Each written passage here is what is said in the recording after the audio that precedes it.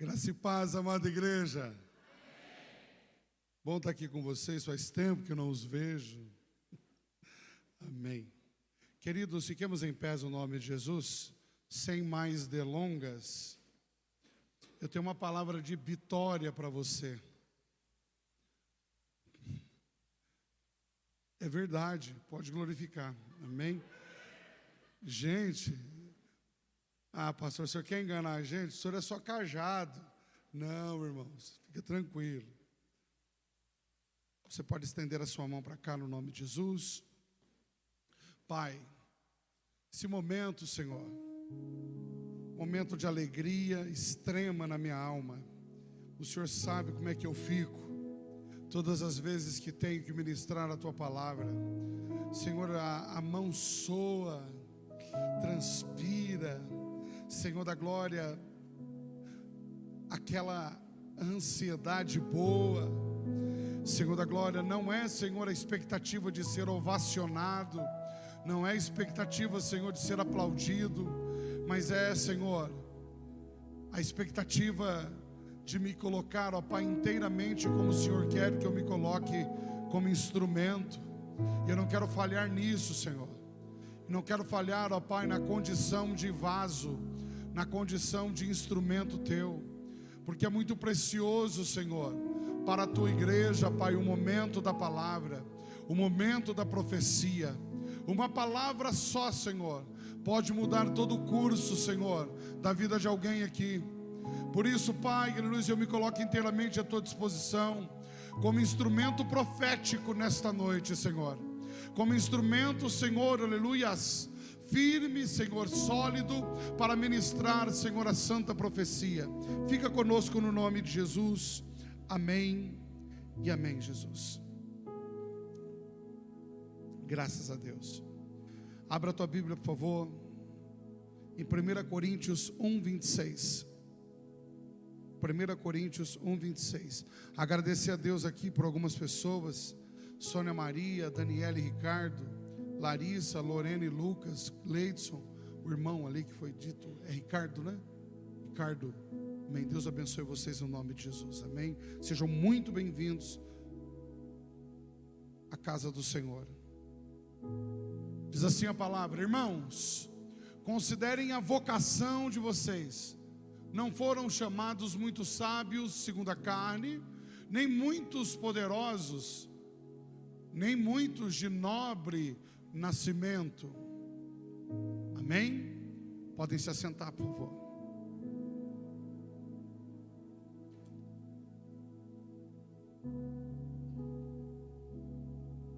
Queridos, nós estamos numa série de mensagens, alguns chamam de campanha,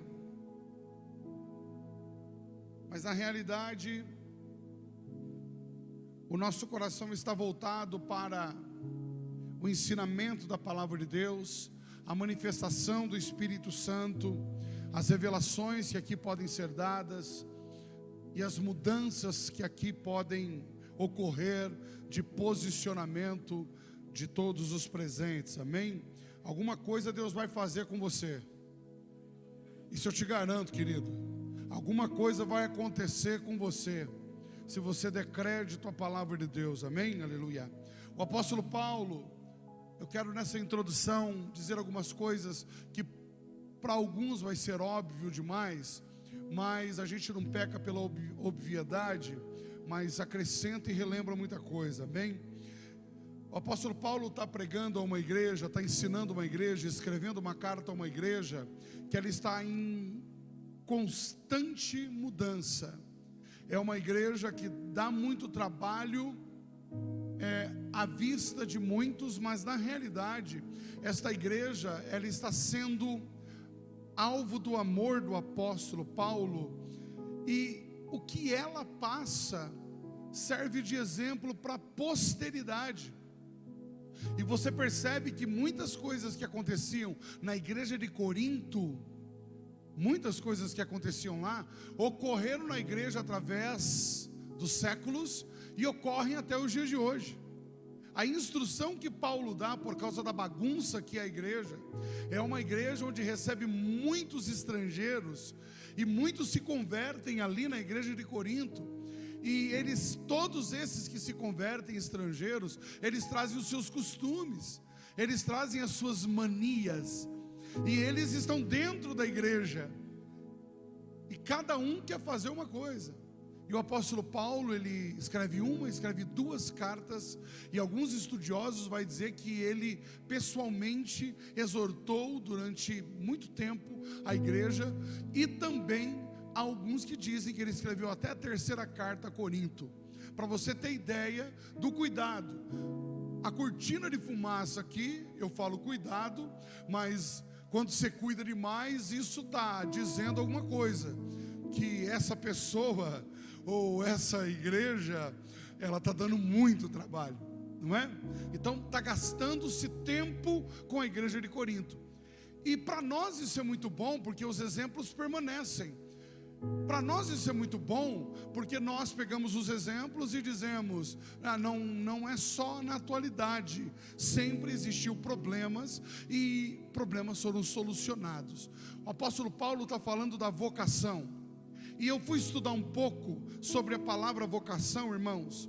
A palavra vocação é uma palavra que vem do termo latim, e significa vocare, vocação. E vocare significa convocar, significa chamar, significa escolher. Portanto, vocação é um chamado de Deus a uma determinada pessoa. Então, não é errado eu dizer, se quiser anotar, anota. Não é errado eu dizer que vocação tem a ver com chamado. Amém? Então, vocação e chamado. A palavra vocação no latim é vocare, que significa chamado, chamar, significa escolher. Então Deus escolhe alguém, especificamente alguém, e a palavra do Senhor também vai dizer no livro de Romanos, que Deus, quando escolhe alguém, Ele mesmo o faz. Ou seja, Deus, eu escolho você, eu escolho você, eu escolho você. Mas por quê? O critério é meu, não te devo satisfação, eu escolho você. Então Deus, Ele não faz reunião para escolher, Ele não pede opinião para escolher, Ele simplesmente diz, eu escolho esse é o meu vocacionado, e eu vou escolher esta pessoa específica para cumprir com o que eu quero nesta área.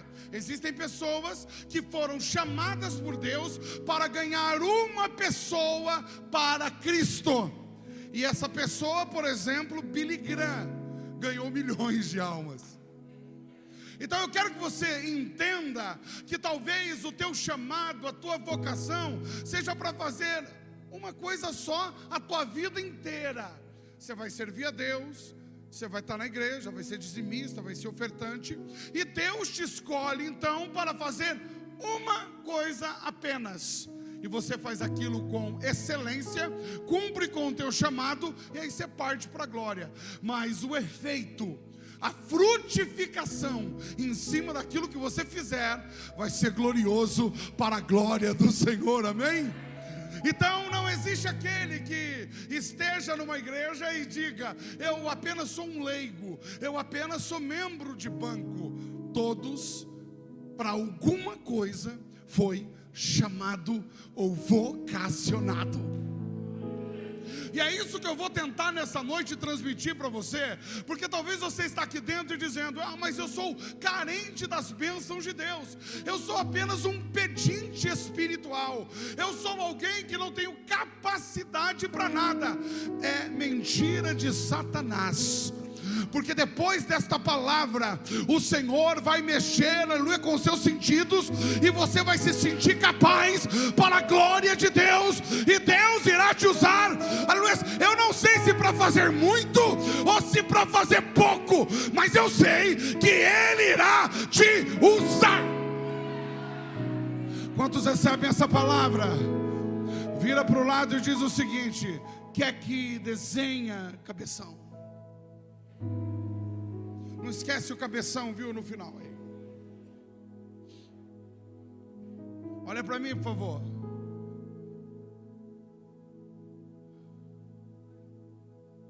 É forte.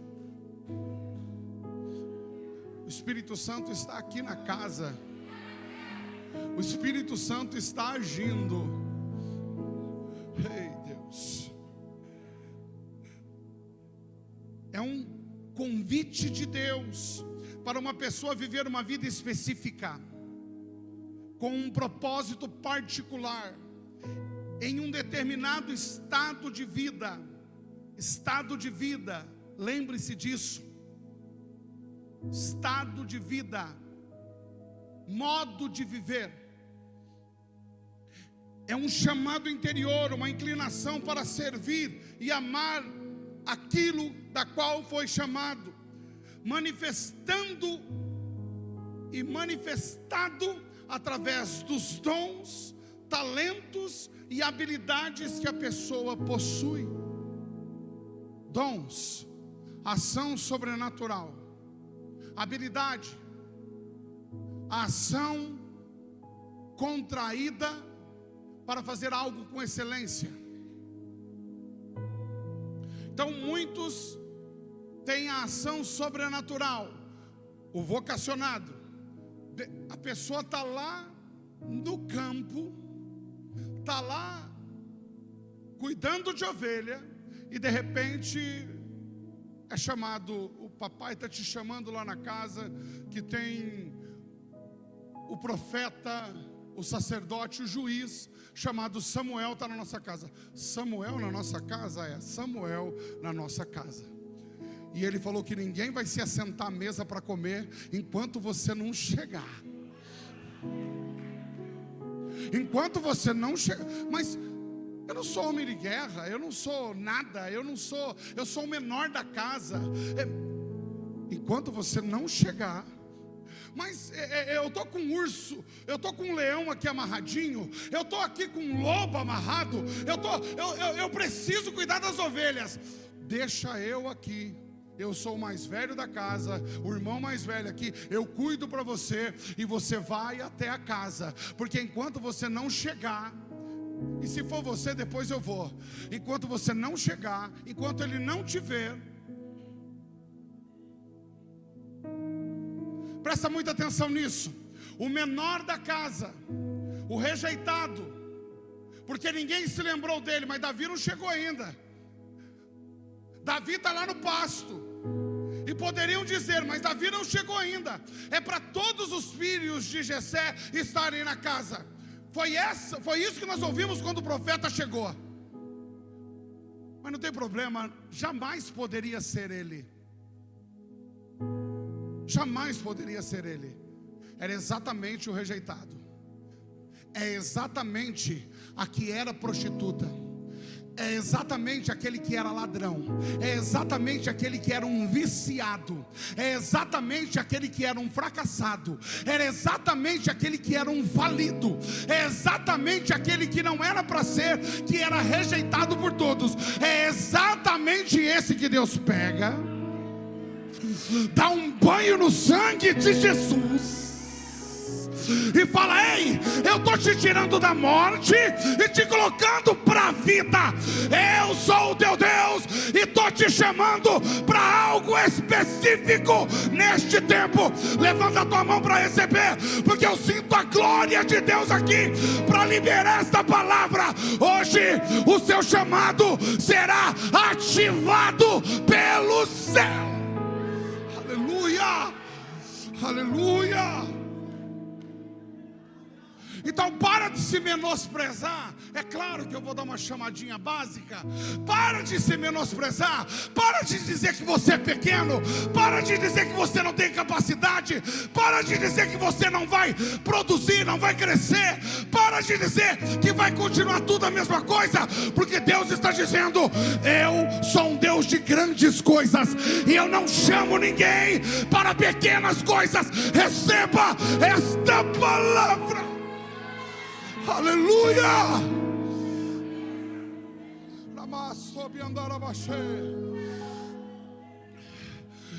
Você vai caminhar nos lugares que eu quero que você caminhe. E os lugares que eu colocarei você são lugares grandes, seja nos vales ou seja nos montes. O importante não é o lugar, o importante é o que você carrega.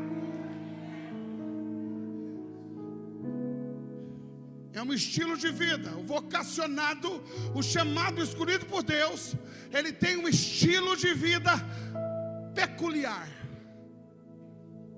Ele manifesta os dons naturalmente. Ele manifesta os talentos dele naturalmente. Ele manifesta as habilidades dele naturalmente para a glória de Deus. Ele não sabe fazer outra coisa. Tudo que ele faz é para manifestar a glória de Deus. Em resumo, como definir e discernir alguém que tem e vive a sua vocação? Você pode se perguntar mais: como eu defino alguém que é chamado por Deus? Vou te ensinar. Em qualquer ambiente, em qualquer circunstância, em qualquer lugar que ela estiver, ela estará conectada com a sua vocação. Ela não consegue separar o espiritual do material físico mais, pois ela conseguiu, mesmo que involuntariamente, ela conseguiu fundir os dois. Para ela é tudo uma coisa só. Quem pegou isso? Vamos lá. Vamos por exemplo, na praia, um lugar onde todos dizem: aqui nós podemos deitar e rolar. Aqui nós podemos fazer e acontecer, porque estamos longe da igreja, longe do cabeção, longe de todo mundo. Então vamos beber uma caipirinha, vamos tomar uns 5 litros de vinho, vamos fazer e acontecer longe de todo mundo, porque ninguém é de ferro. Trabalhamos o ano inteiro, chegou agora em dezembro, janeiro, a gente vai deitar e rolar. Depois a gente pede perdão para Deus e fica tudo certo. Mas tem alguém vocacionado no meio da turma. Um jovem chegou para mim esses dias e disse o seguinte: estávamos lá na nossa casa e de repente, pastor, uma jovenzinha que não é ainda cristã totalmente, é meio lá, meio cá, ela colocou uma música secular. E de repente alguém disse: o que é isso? E eu disse: misericórdia. Misericórdia. Como pode se estar tocando na minha casa? Alguém se manifestou e disse: isso não pode acontecer. Mas para outros pode parecer normal. Mas para aquele que tem um chamado, ele está tão misturado o espiritual com o material, que ele não consegue mais viver sem ser para agradar aquele que o chamou. Ele está dirigindo, ele não consegue olhar para o lado, ele não consegue ficar nervoso, ele não consegue falar nada que vá magoar, que vá entristecer o amado Espírito Santo. Em todos os ambientes, podem dizer que ele é quadrado, podem dizer que ele é cafona, retrógrado, podem dizer que ele é fanático, ele não muda a sua postura. Quantos estão comigo aqui? Se você está mudando a tua postura por causa de alguém, porque alguém tem dinheiro, porque você entrou num ambiente sofisticado, você entrou num ambiente onde tem muita liberdade para fazer o que é errado, você mudou a tua postura, isso só está indicando que você não tem o chamado. Isso está indicando que o Espírito Santo na realidade não habita em você. O que habita em você não é uma conversão, não é uma conversão genuína, mas um convencimento genuíno. Você foi convencido pelo teu pai, pela tua mãe, pelo teu amigo. Mas o Espírito Santo, quando habita em alguém, quando alguém é vocacionado, essa pessoa não muda. Não tem variação. Eu quero destacar esse ponto com você. Ele conseguiu fundir os dois. Amém? Um exemplo disso, irmãos, é João Batista. Repita comigo, João Batista. Primeiro, eu quero destacar aqui 4 pontos de João Batista e eu já encerro. João Batista, ele tinha a mesma postura. Ele estava fundido ao seu chamado. Ele tinha uma postura no deserto. Diga, repita por favor, postura no deserto. João capítulo 3, verso 7, verso 8, diz exatamente isso. Olha a postura de João no deserto. Não fique admirado porque eu dizer vocês precisam nascer de novo. João capítulo 2, me perdoe. João capítulo 2, verso 7 e verso 8. Não, João capítulo 2 não. É João capítulo 3 mesmo, me perdoa. Volta lá. É só para testar vocês da mídia. Vocês estão bem, hein? Não fique admirado porque, por eu dizer, vocês precisam nascer de novo. O vento sopra para onde quer. Você ouve o barulho que ele faz, mas não sabe de onde ele vem, nem para onde ele vai. Assim é todo aquele que é nascido do Espírito. Pergunte para o teu irmão: você é nascido do Espírito? Diz para ele: você nasceu de novo. Aleluia. Eu queria que você tocasse em alguém aí agora e dissesse: você nasceu de novo. Aleluia. O nascido de novo é exatamente isso que a palavra do Senhor, ela fala a respeito do nascido de novo. Ele foi lavado na água e no Espírito. E João Batista, a palavra do Senhor diz no livro de Marcos capítulo 3, e agora eu quero ler com você corretamente aqui, Marcos capítulo 3.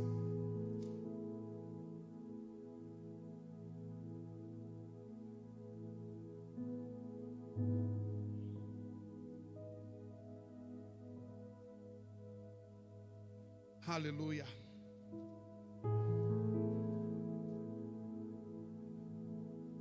Marcos capítulo 6, desculpa irmãos. Marcos capítulo 6, verso 14. Olha só. Ouviu isso o rei Herodes, porque o nome de Jesus havia se tornado conhecido, e alguns diziam: João Batista ressuscitou dentre os mortos, e por isso forças miraculosas operam nele.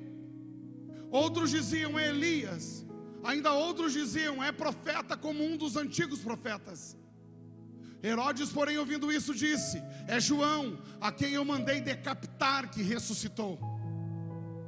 Porque o próprio Herodes havia mandado prender João e amarrá-lo na prisão, por causa de Herodias, mulher do seu irmão Filipe, com a qual Herodes havia casado. Continue.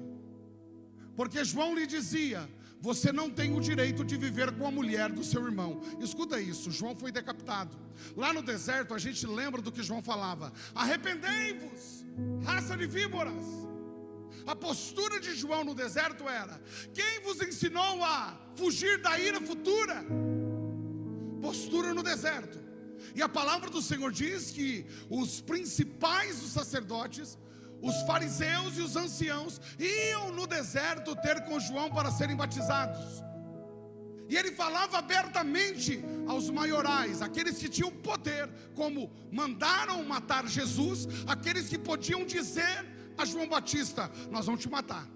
Mas eles ouviam e não ousavam tocar em João. E João falava abertamente lá no deserto: arrependei-vos, porque é chegado o reino dos céus. Arrependei-vos, raça de víboras. arrependei-vos. E ele falava abertamente. João tinha uma vocação para preparar o caminho. Um homem que não fez um só milagre. A palavra do Senhor diz em João 10:41, irmãos, que João Batista, ele não realizou um milagre. Ele foi um homem vocacionado para fazer uma coisa só: para preparar o caminho. E ele faz isso com tanta excelência, que num dado momento, quando as pessoas já não estão indo mais ir ter com ele para serem batizadas, e muitos que estavam batizando as pessoas, os discípulos de João, achavam isso uma coisa meritória, uma coisa de boa fama, algo que pudesse enobrecer. Chegaram para João e disseram: você não tem problema que aquele que você batizou lá, chamado Jesus, ele batiza mais do que você? O que João diz em João 3,30? Importa que ele cresça e eu diminua. Importa que ele cresça e eu diminua. Eu não sou digno de desatar as sandálias dos seus pés. Ele vai batizar mais do que eu, não tem problema algum. Ele vai fazer mais do que eu fiz. Ele vai ressuscitar mortos, ele vai curar os aleijados, ele vai dar vista aos cegos, ele vai dar audição aos que não ouvem.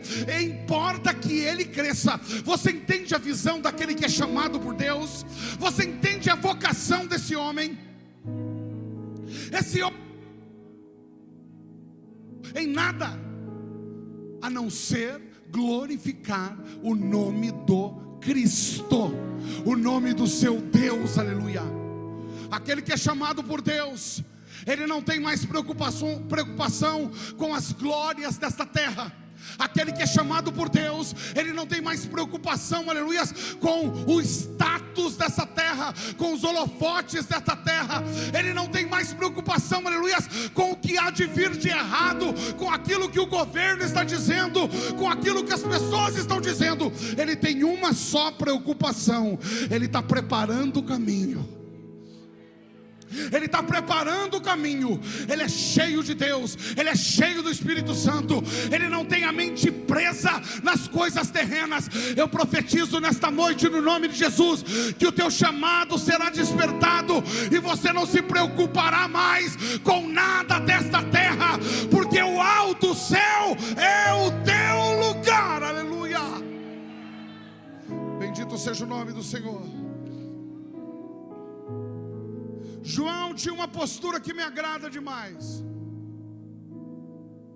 João, ele tinha uma identidade, paternidade, e era um homem decidido. Primeiro, identidade. Geralmente quando a gente fala de identidade, a gente fala de identificação. João era identificado com a causa. João era identificado com alguém, e isto passa a ser a sua filosofia a ser defendida. Eu quero te fazer uma pergunta nesta noite. Olhe para mim, por favor. Identidade. Você se identifica com o quê e com quem?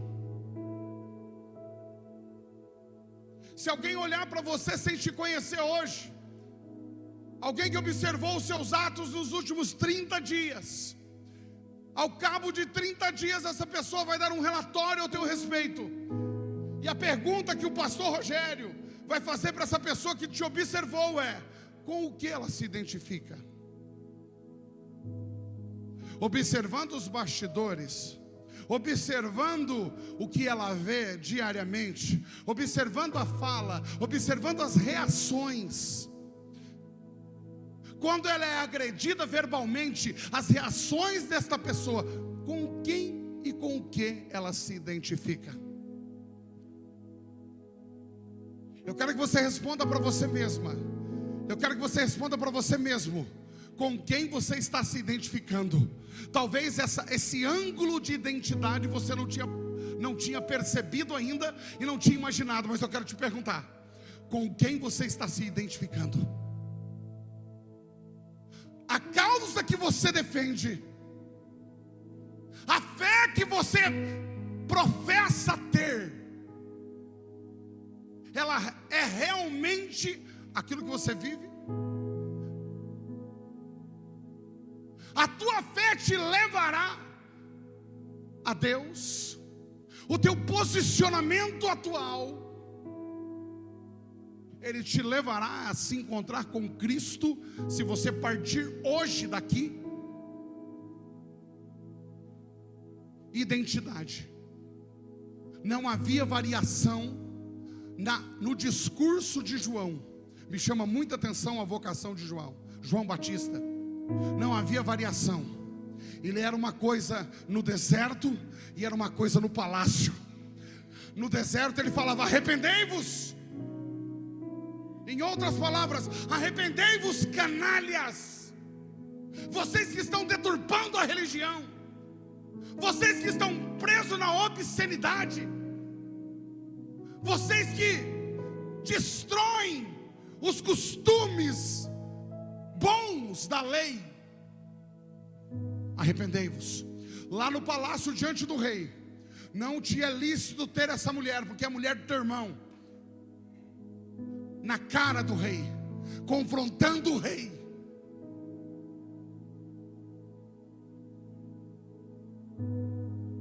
Está tendo variação? Você é mais ou menos quando é pressionado? A tua vocação, ela te permite isso, então não é vocação.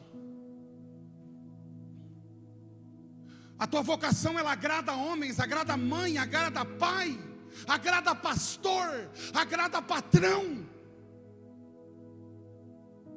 Ou a tua vocação está identificada com o Rei dos Reis e Senhor dos Senhores, aquele que é único, aquele que só Ele pode e deve ser adorado.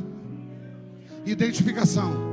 Você, ao cabo de 30 dias, no teu relatório trouxeram e vão dizer o seguinte: não, aquela ali não se corrompe, aquele ali é um servo genuíno do Deus vivo, aquele ali ouve tantos desaforos e o que ele sabe é orar, colocar na mão de Deus, e as coisas se resolvem quando ele ora. Não, aquele ali, ele reage de forma diferente quando ele é ofendido, ele reage de forma diferente. Dá para perceber que é uma vocação dele, amar a Deus sobre todas as coisas e suportar os mais fracos na fé. Quantos entendem essa palavra? Pergunta para alguém: com quem e com o que você está se identificando? Com o Cristo ou com o Senhor desse mundo? Repita comigo, por favor: paternidade. Não, repete mais alto para eu ficar feliz. Paternidade. Aleluia, estou tão feliz.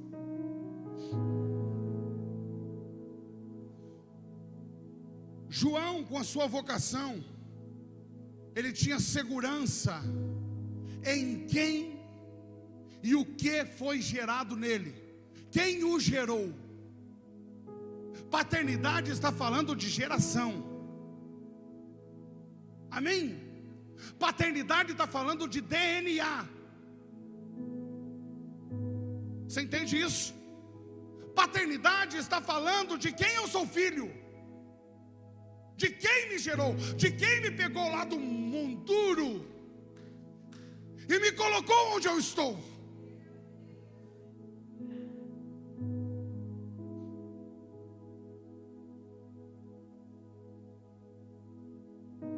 Ele tinha segurança, ele sabia o que e quem ele carregava dentro de si. Não tem variação de humor, não tem variação de pensamento. Eu sou hoje, não sou amanhã, não tem variação.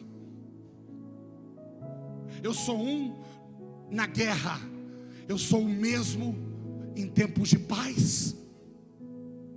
Eu sou um tendo muito dinheiro, eu sou o mesmo não tendo. Eu, João Batista, se for preciso, eu vou comer gafanhoto e mel silvestre, e vou me vestir com roupas feitas lá no deserto mesmo, porque os essênios me ensinaram isso. Eu não tenho problema com vestimenta, eu não tenho problema em comer mel e gafanhoto, eu não tenho problema com nada, beber água do Jordão, lodenta, não tenho problema. Mas eu sei entrar no palácio também. Eu sei estar sobre o muito e sobre o pouco, porque não é disso que se trata. Eu sinto Deus pregando. Quando você olhar para tudo nessa terra e dizer: não é disso aqui que se trata, é daquilo que se trata. Do que se trata, irmãos? Do que se trata? Eu quero te perguntar no nome de Jesus: quem é teu pai? Eu não estou falando de pai biológico aqui. Quando eu falo de pai, eu falo de referência, ruim ou boa. Quando eu falo de paternidade, eu estou falando de referência ruim ou boa. Quando eu falo de paternidade, eu estou falando de projeção. Eu estou falando de sonhos. Eu estou falando de patrocinador. Quando eu falo de paternidade, eu estou falando de alguém que vai proteger, alguém que vai amparar. Quando eu falo de paternidade, eu falo de alguém que nunca será o meu concorrente, mas será aquele que vai me impulsionar para ser melhor do que ele. Então, quando a gente fala de pai, a gente tem essa visão inicial. Não que seja a sua visão, como não foi a minha. Eu não vou aqui me vitimizar, porque tudo que me ocorreu me tornou melhor. Porque se não fosse o Senhor, eu seria um revoltadinho, um mimizento. Mas Ele me pegou com 16 anos de idade, me queimou com fogo do Espírito e disse: você não tem o direito de voltar atrás, você não tem o direito de reclamar da tua vida, porque eu sou teu pai. Recebe fogo na tua alma. Então eu estou falando do pai que mora lá no terceiro céu, que está no centro da cidade, e a palavra diz que ele tem o seu caminho na tormenta. A palavra diz que as nuvens são poeira dos seus pés. A palavra do Senhor diz, aleluia, que Ele disse para Moisés: toca nas águas e elas vão se abrir. Ele disse tantas coisas, aleluia, para Moisés, para Jesus e para os discípulos e para os profetas: eu sou com vocês, pode ir que eu sou contigo. Preste muita atenção no que eu vou te dizer. Paternidade não está relacionada a fazer tudo o que eu quero. A paternidade muitas vezes leva um pai biológico a dizer para um filho: para de subir em cima desse sofá, 1, 2, 3, e peça depois informações para o Tiago, ele vai te falar sobre isso. Depois eu não falava mais. Na 4ª vez, ele cai do sofá com a cabeça no chão. E alguns perguntam: por que o Tiago tem a cabeça tão grande? Ele pode responder para vocês depois. O pai muitas vezes ele para de falar. O pai de verdade às vezes ele para de falar. E a vontade permissiva acontece. Você entende? E a vontade permissiva de Deus não é a vontade soberana. Deus não quer que você caia e bata a sua cabeça. E João Batista entendia tudo isso. Eu sou a voz do que clama no deserto. Como o profeta Isaías disse: eu vim preparar o caminho para o Messias. Ele entendia que Deus havia plantado, o pai havia plantado no coração dele. Ele sabia quem era o pai dele e por isso ele obedecia. Você percebe alguém que é vocacionado por Deus, chamado por Deus, porque ele sempre irá obedecer à voz de Deus. Ele sempre irá se posicionar como aquele que às vezes vai dizer não, Ele não tem problema em dizer não. O vocacionado não tem problema em dizer não, mesmo que ele perca a amizade, mesmo que ele perca a boquinha. Olha, nós fomos num caminho até agora, e agora nós vamos tomar outro caminho porque nós vamos ganhar mais dinheiro. Não, eu não estou nisso. Negativo. Mas é um caminho mais fácil. Não. Eu sei de quem eu sou. Eu sei quem habita em mim. Eu sei o que me rege. E eu sei de quem eu sou filho. Eu tenho uma missão, eu vou preparar o caminho. Querido, nós somos aqueles que somos os aplanadores do caminho. Da mesma forma nós estamos preparando o caminho para a volta, para a chegada do Messias. Importa que a igreja, aleluia, esteja atenta a isso. Nós somos aqueles que estamos preparando o caminho para Jesus. Sim, querido, para que outros se salvem enquanto nós passamos por esse caminho. E para isso nós precisamos saber de quem nós somos filhos. Quantos entendem isso? Digam amém.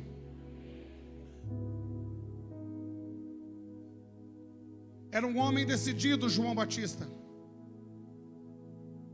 O que é uma pessoa decidida, irmãos?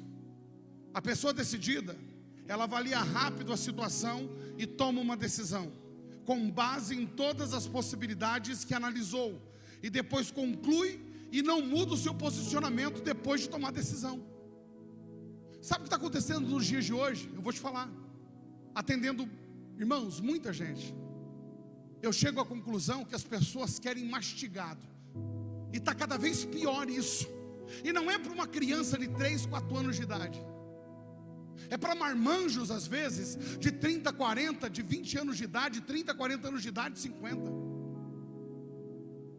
As pessoas, elas não querem pagar o preço da oração. Elas não querem consultar o Espírito Santo. Porque aí tem um pastor que consulta para você, tem um amigo de oração que consulta para ela. Vê o que Deus fala aí na sua bola de cristal, pastor. Pastor, jogue as cartas e vê o que Deus fala aí na sua mesa de tarô.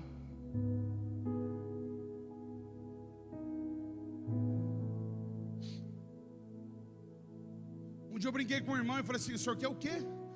Eu queria que Deus falasse comigo e mandaram eu vir aqui. Eu brinquei, irmãos, aquele dia eu saí de sério. Eu já estava bravo aquele dia. Eu falei para a secretária: pega uma caixa de fósforo lá na cozinha. Vamos jogar palito, irmão. Fiz, irmão. Vamos jogar sorte aqui. As pessoas imaginam, irmãos, que pastor, que a outra pessoa da oração da confiança é maior do que ela. Todos nós temos um chamado. Fomos escolhidos por Deus por alguma coisa. E se você se colocar à disposição do Senhor, hoje ainda Ele vai te pegar e vai dizer para você: ei, é isso que você vai fazer nessa terra. Você vai pregar a minha palavra, você vai curar os enfermos, você vai ressuscitar mortos, você, aleluia, vai ser alguém que vai ser, aleluia, muito bem sucedido financeiramente e vai sustentar missões. O teu chamado é ser um grande empresário. O teu chamado é sair nos hospitais, é ir no meretrício, é ir na comunidade terapêutica e fazer a minha vontade, aleluia. Isso não é para alguns, é para todos. É para todos. Eu quero terminar, irmãos. Eu volto a dizer aqui, João 10, 41. A palavra do Senhor diz em João 10, 41. E muitos iam até ele e diziam: João não fez nenhum sinal, mas tudo que ele disse a respeito deste homem é verdade. Nenhum sinal. João Batista não realizou um milagre, mas ele preparou o caminho. Eu gostaria muito que você entendesse isso. Você olha para alguém e diz: eu quero pregar como o pastor Ramon, como o pastor Cássio Falcão, eu quero pregar como o pastor Rogério, eu quero ser igual aquela irmã Sapatinho de Fogo. Não, não esquece isso. Tudo isso que aconteceu conosco foi naturalmente, nós não pedimos. E quem disse que pregar é o ápice? Você não sabe, mas aqui nessa igreja tem um ministério de intercessão. E ministério de intercessão é bastidor. Às vezes eu sinto o peso da oração do nosso ministério de intercessão.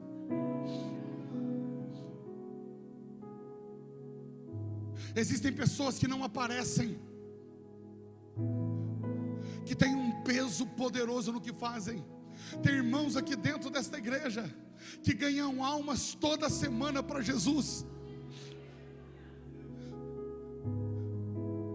É o chamado, é o vocacionado. Se você se colocar nessa noite como alguém: Senhor, eis-me aqui, eu não sei em que área o Senhor quer me usar, mas eu entendi que o Senhor quer me usar, que o Senhor me chamou para algo. Eis-me aqui, me direciona. Se coloque à disposição dEle. Se coloque à disposição dEle, amém? Fique de pé, por favor.